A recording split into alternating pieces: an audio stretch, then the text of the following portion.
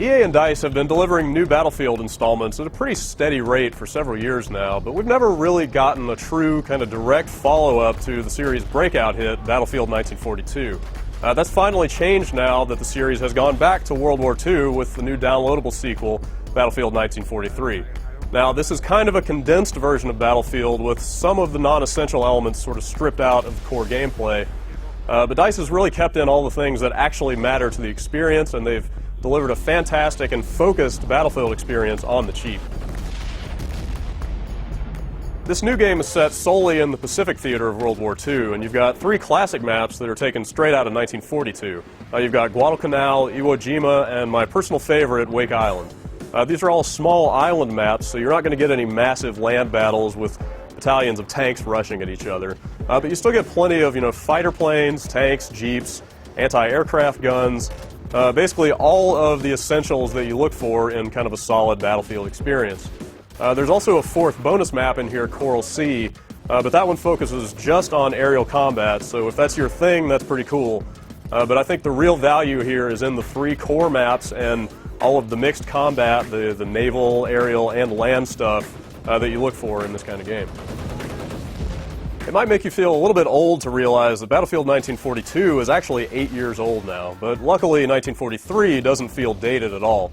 DICE has succeeded in really bringing the game in line with the current standards of the Battlefield series. You've got destructible geometry from Bad Company.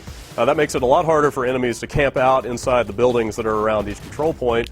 And frankly, it also makes it a lot more fun to drive tanks around because you can just plow straight through trees and fences now instead of getting stuck on that geometry. You've also got all the squad spawning options that have crept into the Battlefield series over time. Those basically make it easier for you to kind of link up with your friends on the battlefield. You can spawn right into their vehicles. It makes it a lot easier to communicate with them and stick together as a unit when the action gets crazy.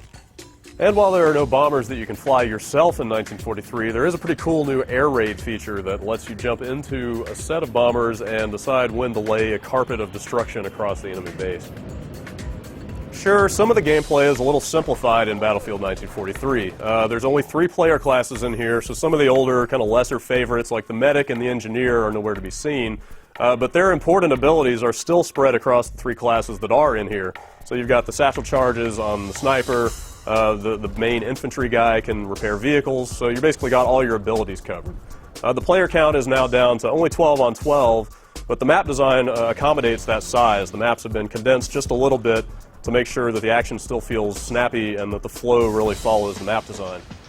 What I'm trying to tell you is that you shouldn't think by any means this is a dumbed-down Battlefield experience. On the contrary, 1943 really feels like it's been streamlined to work well on a console and still retain that style of team-based combat that you're looking for in a Battlefield game.